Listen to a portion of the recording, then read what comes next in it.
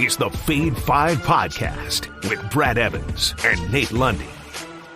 Place your bets at Jack Wagons. Brad the Big Noise Evans here, joined by the good son Nathaniel Lundy. 'Tis indeed the Fade 5 Podcast. And on this hashtag Tequila Thursday, we're chugging a bottle of Añejo. Thursday? It's Tuesday. Thursday. We're it doesn't already matter. All the days are all blending together. And yes, I might have had a shot of Añejo with the Cheerios this morning. But regardless, we are popping a squad at the NFL prop stop right now, looking at some of the player prop futures available across the landscape of sports books. And there's a number of muy interesante options available on the board. And I'm going to give you mine, and Lundy's going to have his here in a second. How about the CMC Football Factory? I say he doesn't crank out a bunch of platinum hits this season. Give me the under on 900.5 rush yards, minus 110 at BetMGM. Now, don't worry, fantasy fans. He is still a surefire top 5 overall selection, especially in those leagues that score anything for receptions. However, it's going to be a loose committee of sorts on the ground, similar to what we saw as a member of the San Francisco 49ers for McCaffrey last season. Maybe gets 12 to 14 carries in a game, occasional spike on the ground, here and there. But I have concerns about the offensive line. Mike Clay at ESPN projects the San Francisco 49ers have a bottom 7 run blocking line in the league. And you might say, well, they got a plus defense. That's correct. They got Brock Purdy back. He's looked pretty good in the preseason. Also correct. And Elijah Mitchell, we don't know when he is going to be back for sure. But still, McCaffrey, look at the advanced analytics, rather unsightly last year. RB31, surprisingly so, in yards after contact per attempt. Just RB19 and total missed tackles forced. I know he went over 1,100 yards on the ground last season, but I believe he shaves off a considerable amount, largely because I'm concerned about that offensive line. So Lundy, early fade or follow, Christian McCaffrey on the under 900.5 rush yards, minus 110 at BetMGM. Am I crazy? No, I don't think you're crazy because of how bad that offensive line is, but I also know how good Christian McCaffrey is, okay? Yeah. I was there at Red Rocks when he went up on stage and started tickling the ivories with Zach Bryan. I was there. Dude's got skills, Brad. Do not underestimate the football factory that is CMC. I think he's going to be close to this number. I don't think you're crazy. This is a bet I just wouldn't make. I think that number is well set, all of that. So I'm not a big fan of it, but I do understand what makes you want to lean towards the under, given that offensive line. Here's one for you, Brad, from an early player prop tip spitting all over the camera. Brad, let's go to the Crescent City, shall we, and find us a quarterback that's got some new digs in Derek Carr. Give me the over on 11.5 interceptions for DC in the Crescent City. This has to do with the fact that I don't necessarily trust his overall wide receiving core. That's actually what the majority of this is. I think he's going to be trying to force stuff in there. It's not so much that I discount Derek Carr. It's that I think he's going to be in situations with this Saints squad where he's trying to force the issue. That's where defenses can take advantage of him. And with all of that in mind, I think 11.5 is too low. I think he's going to get to 13. Give me a baker's dozen for him over the course of the season. Now, this is juiced just slightly at DraftKings. It's to minus 120 as opposed to the standard at the minus 110. But I think you can count on Carr to be dishing it out to the other team, like I said, at least 13 times, which gets him comfortably over this number. Yeah, I think the dents are going to be visible for Derek Carr in his inaugural campaign there in Nolens. So I completely agree with you. I actually featured that exact prop on Live and Line a couple of weeks ago. And we all took the over as well on INTs with Derek Carr. So a couple NFL bets on the board. With that, let's get to it with another edition of the Fade 5. Number 5. All right, numero cinco of the countdown today. Let's go with a pitcher that you probably do not care one iota about because he pitches for the Kansas City Royals, or also call them the Poppers, because they are terrible, although they've been scoring quite a few runs here of late. But regardless, I am taking the over on Cole Reagans. Yeah, that's a real person. On 17 and a half outs against the Pittsburgh Pirates, minus 135 there at DraftKings. Reagan's left-hander, who's had some nasty stuff, recently pitched at Wrigley Field. I watched him from start to finish. I was really impressed with his mound command, really didn't get rattled. Really good pace of play and electric stuff to boot on top of it. Really high ceiling for him, I believe, long term. I mean, look at the Pirates, middle of the pack in terms of total runs scored the last couple of weeks. Number 16 in that category in the bigs, plating 57 dudes in 13 games. Reagan's been over this in 4 of his last 5 contests. A respectable 3.54 home ERA, and this one being played there at Kauffman Stadium, and a 2.12 ERA in his last 5, and the K per 9 is climbing. It is on.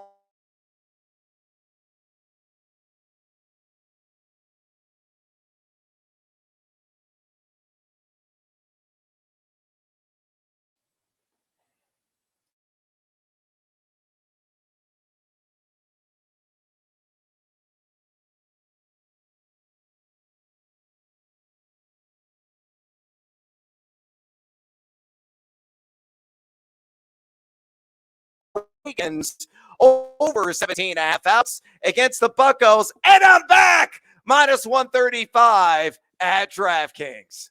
Yeah, it's that empty, sterile room you're in that also apparently is made out of steel and doesn't have a good connection. All right, Brad's back. He's betting on, like, I don't know, Carl Sagan, something like that. I don't know. On the overall with the outs against Pittsburgh. I've never really dialed in on Reaganomics. So with that in mind, I'm going to fade you here for no other reason than the fact that in the midst of your pick, you froze. And I think that's the universe's way of saying, don't do what Brad says. Yes, I am Han Solo and Carbonite. Fade the living daylights out of me. I don't even know who this guy really is. Cole Reagans. I'm taking the over 17 and a half outs. Number 4. All right, numero cuatro, and hopefully I'm going to have a steady internet connection for this one on a guy that has not made steady contact, to say the least, down to Lou here over the last month, and that is the hot corner, former Colorado Rocky, Nolan Arenado. I say he snaps out of the funk and logs RBI against the Friars out of San Diego. Plus 155 is a juice. Yeah, I'll work the shoulders and get seduced by that juice, available at DraftKings. Why am I high on this? Well, I mean, look at Arenado. He is a recorded RBI in just 8 games here in the month of August, where over the last 15 days, he's only batting .204. That's it. Pretty lousy at the dish. But what a remarkable history that he has against Seth Lugo, a guy he is erupted against. Faced him 10 times in his MLB career, has 6 hits, and of those 6 hits, 3 have been of the long ball variety to go along with 5 RBI. Now, you look at Lugo, 3.30 ERA on the road this season. Nothing to overlook there. And again, a respectable 3.95 ERA in his last 5 turns in the San Diego rotation. But still, I'm playing the history card here, and hopefully Arenado will break out of this funk and get me that much-needed RBI. Set the damn table, St. Louis. You've been terrible all year. I hate you because I'm a Cubs fan, but do me a solid just this one time and not going to run Arenado. That happens. Plus 155 at DraftKings. The Lundy to follow. There's a little bit of the Atlanta Braves syndrome when it comes to trying to bet on St. Louis, right? It's like when we talked about this on the pod a few weeks ago, right? When I was betting on Matt Olson, it would be Austin Riley. When I was betting on Austin Riley, it would be Matt Olson. Well, that's what's happening to me. As bad as this St. Louis team is, I'm having these moments where it's like I bet on Paul Goldschmidt and Arenado does it. I bet on Arenado and Goldschmidt does it. So I don't know what to do here, Brad, because I'm worried that you're going with Nolan and then Goldie's going to go off, or vice versa. So I'm going to zero in because yesterday was a good day for Goldschmidt. So I'm going to zero in. I'm going to lean over to the other side. Now we're going to go as the pendulum swings, and we're going to go over to Arenado. So I think you've got the right play here. I'm just worried we're going to get Atlanta braved. What's ultimately going to happen here? It's not going to be Goldschmidt. It's going to be another Nolan. Gorman is probably going to get the damn RBI in Arizona, Arenado. I don't even know who the hell I'm going to. It's going to screw me. Number 3.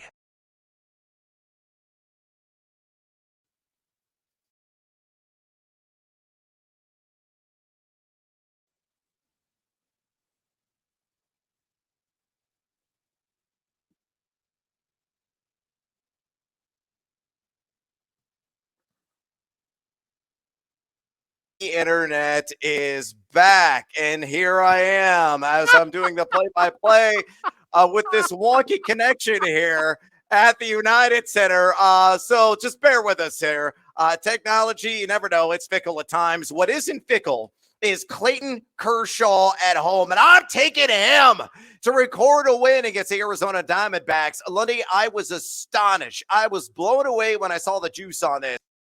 It's 200 or larger right now, the various sports books on the standard money line. So for Clayton Kershaw to get the dub, it's plus 225 at DraftKings, and I'm taking advantage and getting seduced by that juice as a result. Now, Arizona, to be fair, swinging a really hot stick here of late. Number 6 in total runs scored, plating 73 in their last 12 games.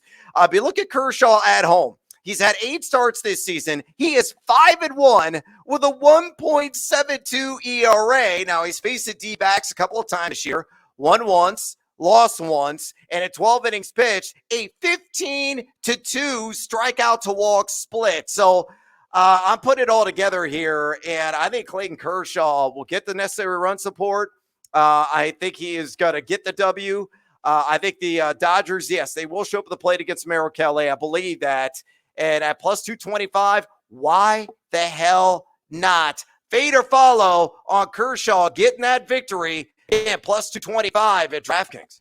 This is one that I just can't resist the number on. I can't resist a plus 220. Yeah. Anything plus 200 or higher for one leg that isn't a home run bet, I feel like I've got to roll with. As you said, 1-1 is what he's done so far this season. I think this is set up really well. I think the Dodgers are winning the game. So the matter that we've got to figure out is whether or not Kershaw is still going to be on the bump when LA gets enough of the runs to be able to lock things in. So, and I think that they can with the way that they're hitting, especially Mookie Betts, by the way. Good God, that guy's on fire right now. Yeah. So put all of that together. The fact that you're getting this at DK at this kind of a number, this is one that even if you're a little bit iffy, I think you got to jump in. You can decide you want to do a half unit instead of a full unit bet, something like that if you're a little bit nervous about it. But the payday that you're getting on this makes it worthwhile. I think you jump in, you roll the dice with Kershaw, especially at home.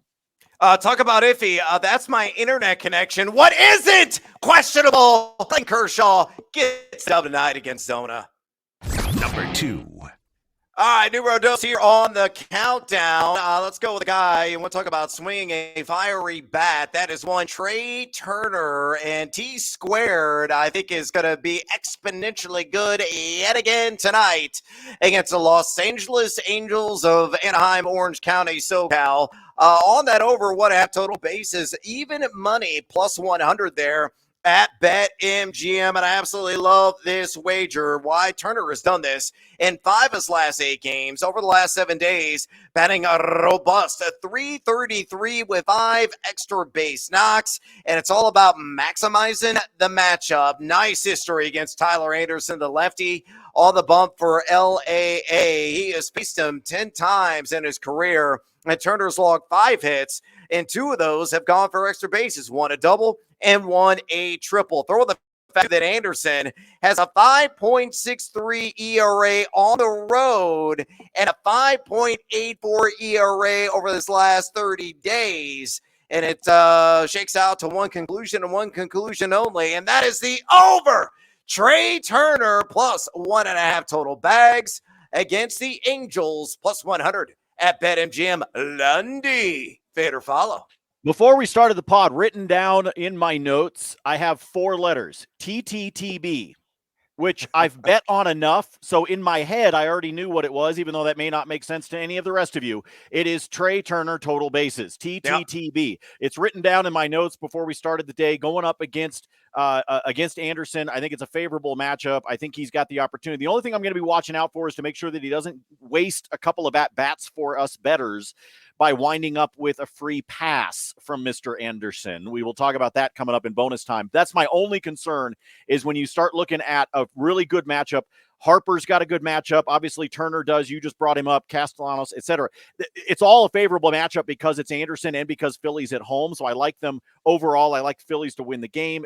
You can put them into a money line parlay, something like that. The only worry I've got is making sure that we don't get those empty at-bats when it comes to the total bases. But at plus 100, play this one all day. Yeah, listen to Lundy all day and me as well. TTTB with that total basis prop at BetMGM. Number 1.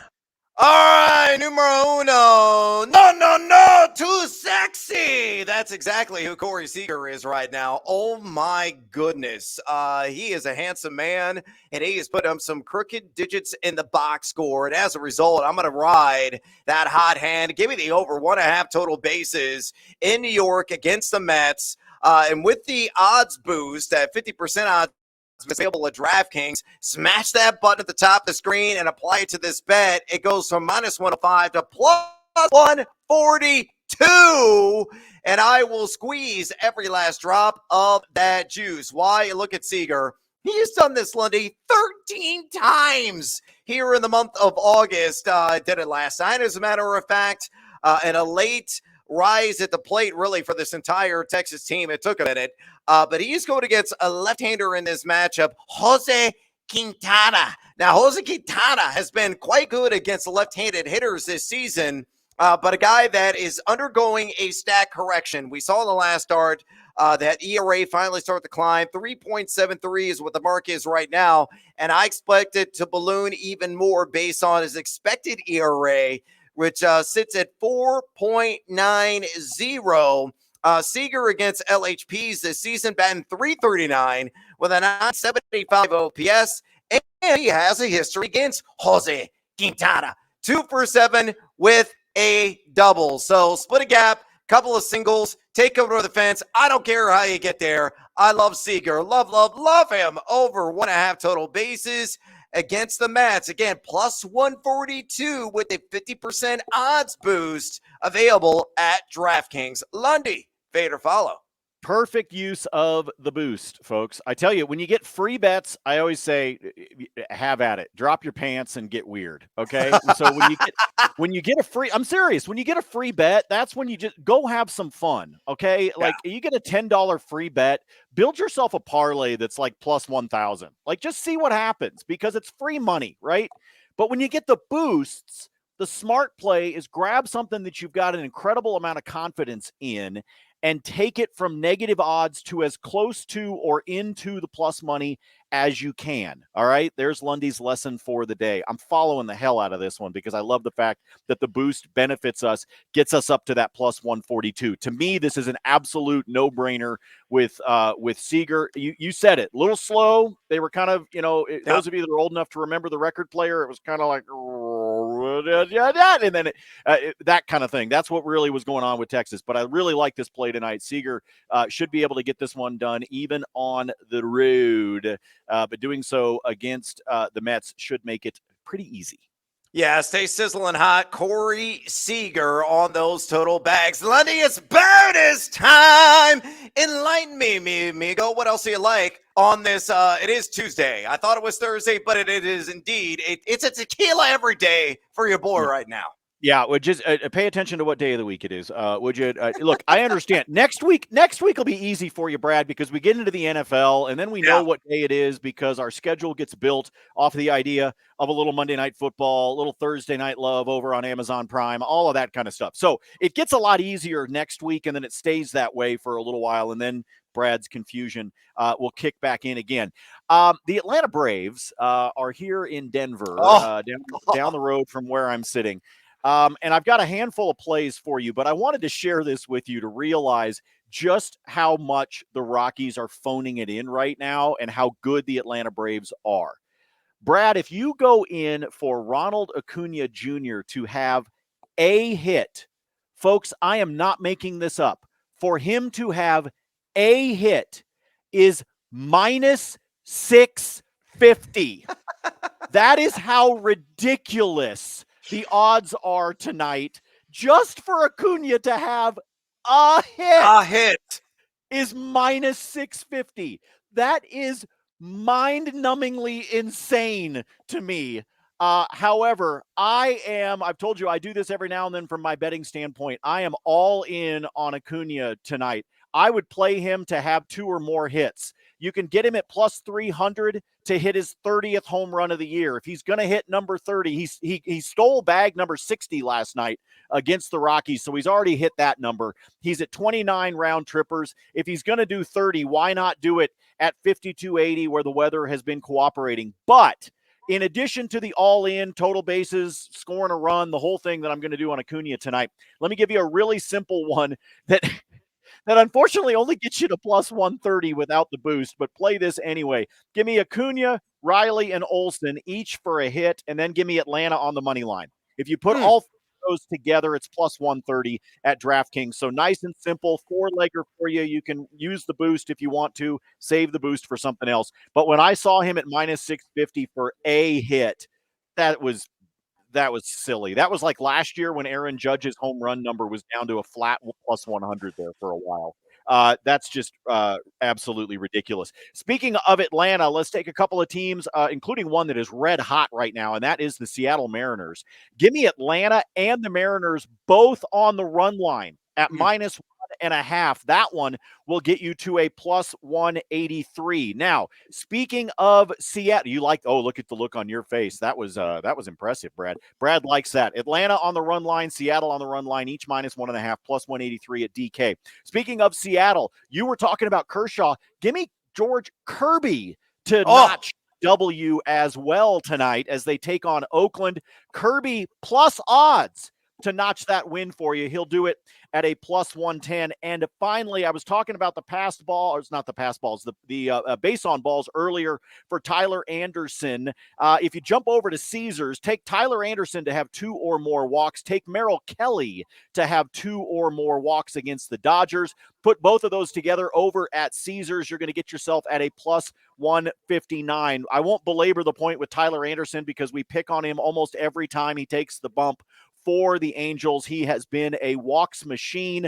But over on Merrill Kelly's side, he has faced the Dodgers this season a total of 3 times. He has had 2 walks, 4 walks, and 4 walks in those 3 starts, and nobody has more walks per game in the major leagues than the LA Dodgers. So put all of that together. That should be an easy cash. Again, Anderson, 2 or more walks. Merrill Kelly, 2 or more walks. That simple 2-legger, plus 159 at Caesars. If you're not a Caesars player, it's plus 153 over at DraftKings. So it's pretty much the same depending upon your favorite book. I yield the floor to the gentleman with no internet. Yes, and I had exact same 2-legger parlay. I put together a DraftKings, and when I woke up bright and early this morning, I got it at plus 160. So those odds are cascading down. So you might want to lock and load that sucker if you like it immediately before it gets even more whittled down there on the market. All right, let's go with the Team Huevos Parlay Play of the day, shall we? Let's go back to Coors Field, and maybe we're going to see some more crazy fans try to hug or tackle, embrace. I don't know what the hell they were doing. Ron Acuna Jr. last night. Selfie time. Oh, man, ridiculous. On this SGP, come with me if you'd like it. I'm going to take Matt Olson. 2 or more total backs, had a triple last night in game number 1 of the series. Give me Charlie Morton, 2 or more walks. We know he's had all kinds of control issues this season. And give me the ATL to score the win on the money line. To put all 3 of those plus 210 at DraftKings. So take advantage of that market. The reason why I like Matt Olson, he has done this 5 straight games. Him getting at least 2 total bases. Now, I always worry about him accumulating the walks. because pitchers are afraid to throw at him. But you look at Peter Lambert, who's taking them out for Colorado. He's had a difficult time against left-handed hitters this season, evidenced by his near 900 OPS allowed. And Olsen is a guy, he knocks in a ton of runs, A, and B, gets a lot of balls in the gap or over the fence. So I think he gets at least 2 total bags tonight. Charlie Morton, meanwhile, 5.02 walks per 9 on the road this year and has issued a couple of free passes in 20 of 25 starts. Colorado, they don't walk a ton, number 20 in base on balls percentage the last couple of weeks, but Morton's command can be spotty, and I think it will be in a couple instances tonight. And then finally, ATL get the win.